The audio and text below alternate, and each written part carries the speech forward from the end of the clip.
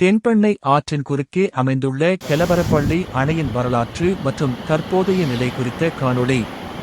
கேளவரப்பள்ளி அணை நீர்த்தேக்கம் கிருஷ்ணகிரி மாவட்டத்தில் ஒசூரிலிருந்து 8 கிலோமீட்டர் தொலைவில் உள்ள கெலவரப்பள்ளி என்ற சிற்றூரில் உள்ளது. தென்பெண்ணை ஆற்றின் குறுக்கே இத்தேக்கம் அமைந்துள்ளது. இந்த அணை 1993 இல் கட்டி முடிக்கப்பட்டது. இதன் கொள்ளளவு 481 மில்லியன் கன அடிகள். இதிலிருந்து நாளுக்கு 2 மில்லியன் காலன் நீர் ஒசூர் தொழிற்பேட்டைக்கு வழங்கப்படுகிறது. இந்நீர் தேக்கத்தின் வலப்புற கால்வாய் 22.6 கிலோமீட்டர் நீளமும் இடப்புற கால்வாய் 32.5 கிலோமீட்டர் நீளமும் கொண்டது. அணையில் ஒரு சிறிய பூங்காவும் உள்ளது. தமிழ்நாடு பொது பணித்துறையின் கீழ் செயல்படும் இந்த அணை அப்பகுதி விவசாயிகளின் பாசன தேவைக்காகவும் ஓசூர் தொழிற்பேட்டையின் நீர் ஆதாரத்திற்காகவும் கட்டப்பட்டது. கடந்த சில ஆண்டுகளாக ஆற்றில் கலக்கும் ரசாயன கழிவுகளால் அணையின் நீர் மாசடைந்து நச்சு நுரை பொங்குவது அப்பகுதி விவசாயிகளுக்கும் பொதுமக்களுக்கும் பெரும் கவலையை ஏற்படுத்தியுள்ளது. கர்நாடகாவில் சமீபத்தில் பெய்த மழையை தொடர்ந்து கேளவரப்பள்ளி அணைக்கு வரும் நீர்வரத்து அதிகரித்துள்ளது. இதனால் நச்சு நுரை உருவாவதும் அதிகரித்துள்ளது. தென்பெண்ணை நெடுகிலும் அமைந்துள்ள மாவட்டம் மற்றும் கர்நாடகா முழுவதும் செயல்படும் ஆலைகளின் எண்ணிக்கை குறித்து ஆய்வு நடத்த வேண்டும் என விவசாயிகள் மாவட்ட நிர்வாகத்திடம் வலியுறுத்தியுள்ளனர். கிருஷ்ணகிரி மாவட்டத்தில் தென்பெண்ணை ஆற்றங்கரையில் சுமார் 4 ஆலைகளும் கர்நாடகாவில் சில ஆலைகளும் அமைந்துள்ளன. இரு மாநில அரசுகளும் இது குறித்து ஆய்வு நடத்த வேண்டும். இருப்பினும் வீட்டு உபயோகத்திற்கான கழிவுநீர் கர்நாடகாவிலிருந்துதான் வெளியேற்றப்படுகிறது. கிருஷ்ணகிரி மாவட்டத்தைச் சேர்ந்த நீர்வளத்துறை வட்டாரம் ஒன்றியம் தண்ணீரில் சல்பேட் மற்றும் பாஸ்பேட்டின் அளவு அதிகமாக இருப்பது அது கழிவுநீர் என்பதை காட்டுகிறது. நீரில் கரைந்துள்ள ஆக்சிஜனின் அளவு 1 லிட்டருக்கு 1 மில்லிகிராமிற்கும் குறைவாக உள்ளது. இந்த நீரில் மீன்கள் வாழ முடியாது என்பதை இது காட்டுகிறது.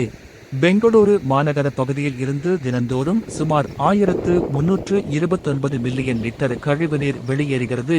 ஆனால் அங்குள்ள சுத்திகரிப்பு நிலையங்களால் STPs வெறும் 830 மில்லியன் லிட்டர் மட்டுமே சுத்திகரிக்க முடிகிறது. மீதமுள்ள கழிவுநீர் நேரடியாக தென்பெண்ணை ஆற்றில் கலக்கிறது.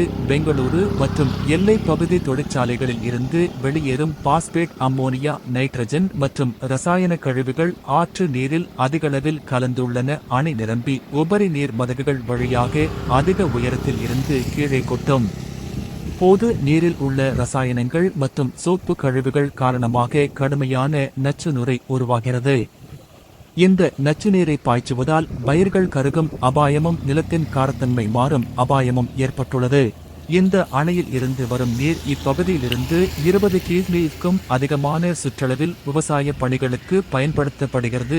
ஆனால் அது கடுமையாக மாசடைந்துள்ளது. பெங்களூரு நகரம், பெங்களூரு கிராமப்புறம் மற்றும் சிக்கபல்லாப்பூர் உள்ளிட்ட கர்நாடகாவில் உள்ள தொழிற்சாலைகளில் இருந்து வரும் மாசடைந்த நீரே இதற்கு முக்கிய காரணம். கேளவரப்பள்ளி அணை வெறும் சுற்றுலா தலம் மட்டுமல்ல, அது ஓசூர் மற்றும் கிருஷ்ணகிரியை சுற்றியுள்ள ஆயிரக்கணக்கான விவசாயிகள் மற்றும் உள்ளூர் சமூகத்தினரின் வாழ்வாதாரமாக விளங்கும் ஒரு முக்கிய நீர் ஆதாரமாகும். இருப்பினும் கடந்த சில ஆண்டுகளாக அணையில் நீர் மாசுபாடு அதிகரித்து வருவதோடு நீரின் தரமும் மோசமடைந்து வருகிறது. சுத்திகரிக்கப்படாத கழிவுநீர் தொழிற்சாலை கழிவுநீர் மற்றும் நீர்பிடிப்பு பகுதியின் மேல் பகுதியில் ஏற்படும் விரைவான நகரமயமாக்கல் ஆகியவையே இத்தகைய மாசுபாட்டிற்கான முக்கிய காரணங்கள். இந்த பிரச்சினைக்கான தீர்வு அணையை சுத்தம் செய்வது மட்டுமல்ல, மாசுபாடு அதன் மூலத்திலேயே தடுக்கப்பட வேண்டும். இதற்காக கழிவுநீரை முறையாக சுத்திகரித்தல், தொழிற்சாலை கழிவுநீரை கடுமையாக கண்காணித்தல், நீரின் தரத்தை தவறாமல் சோதித்தல் மற்றும் சம்பந்தப்பட்ட துறைகளின் ஒருங்கிணைந்த நடவடிக்கைகள் ஆகியவை அவசியமானவை. கேளவரப்பள்ளி அணையை பாதுகாப்பது என்பது எந்தவொரு மாநிலத்தையோ அல்லது அரசாங்கத்தையோ குறை கூறுவதற்காக அல்ல, வருங்கால சந்ததியினருக்காக இந்த விலைமதிப்பற்ற நீர் வளத்தை பாதுகாத்து மேம்படுத்துவது நம் அனைவரின் பொறுப்பாகும்.